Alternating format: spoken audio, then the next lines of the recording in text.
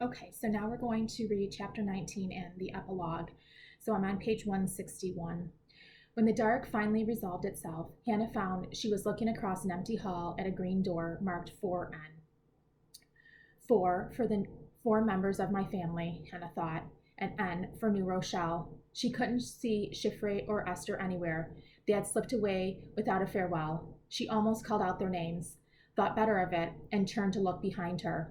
There was a large table set with a white cloth. The table was piled high with food: matzah, roast beef, hard-boiled eggs, goblets of deep red wine. 7 adults and a little blond boy were sitting there, their mouths opened expectantly. When Hannah, said the old man at the head of the table, "Is he coming?" Hannah turned back and looked down the long, dark hall. It was still empty.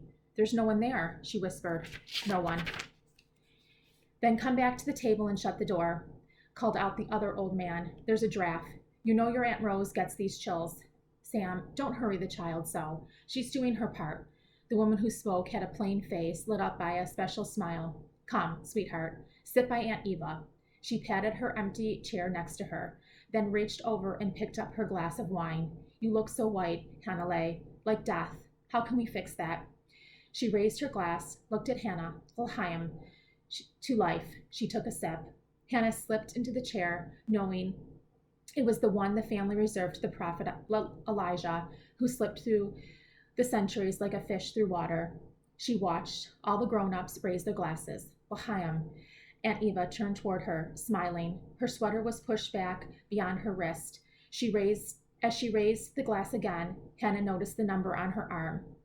J18202. "Hannah, you're staring," whispered Aunt Eva. As the talk began around the table, Uncle Sam arguing about the price of new cars, Grandpa Will complaining about the latest government scandal, her mother asking Aunt Rose about a book. "Staring," she repeated, the word without understanding. "Yes, at my arm, at the number. Does it frighten you still? You've never let me explain it to you, and your mother hates me to talk of it. Still, if you want me to." Hannah touched the number on her aunt's arm with surprising gentleness, whispering, No, please, let me explain it to you." For a moment she was silent.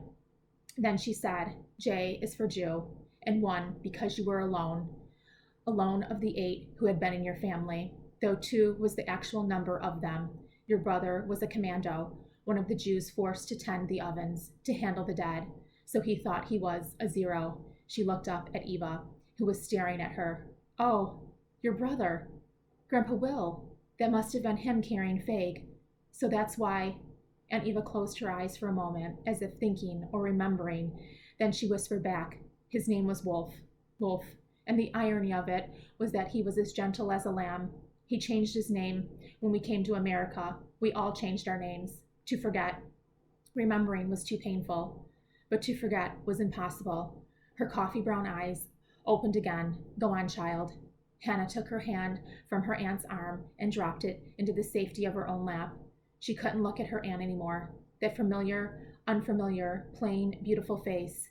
"You said," she whispered, "you said that when things were over, you would be 2 again forever. J18202. They sat for a long moment in silence, while the talk and laughter at the table dipped and soared about them like swallows. At last Hannah looked up.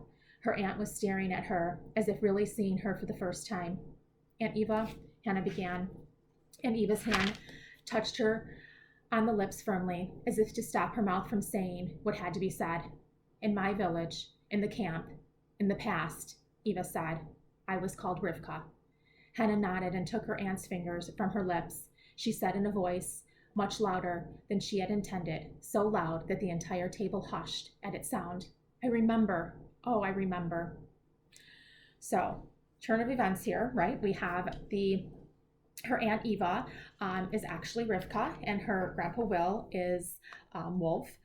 So hopefully we're seeing how this whole story is kind of tying together, and we're going to get a little bit more information as we finish up the epilogue here. And once again, we have this repetition of the same idea, the same theme of remembering. Okay, so we now have Hannah saying once again, "I remember." Okay. Okay, so going from the beginning where she didn't want to remember, then throughout the story where she couldn't remember, and then coming back towards the end here where she is remembering again. Epilogue. Aunt Eva told Hannah the end of the story much later, when the two of them were alone because no one else would have ever believed them. She said that all of the villagers young Haya had come to the camp with that spring. Only two were alive at the end of the war. Yitzhak, who had indeed escaped, had lived in the forest with the partisans fighting the Germans, and Gittel, when the camp had been liberated in 1945. Gittel had weighed only 73 pounds because she had insisted on sharing her rations with the children, but she was alive.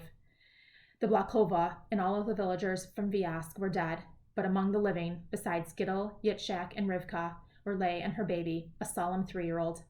Gittel and Yitzhak had emigrated to Israel, where they lived close friends until well into their 70s. Neither of them ever married. Yitzhak became a politician, a member of the Israeli Senate, the Knesset. Gittel, known throughout the country as Tante Gittel and Gittel the Bear, organized a rescue mission dedicated to salvaging the lives of young survivors and locating the remnants of their family. It later became an adoption agency, the finest in the Mideast. She called it after her young niece, who had died a hero in the camps. Chaya, life. Okay, so we have the ending here. We learn about what happens to the survivors afterwards, who were a major part of the story. So I really hope you enjoyed this book. It had a lot of really good messages in it. I know it was difficult with a lot of sadness, but at the same time, hopefully a little bit of hope.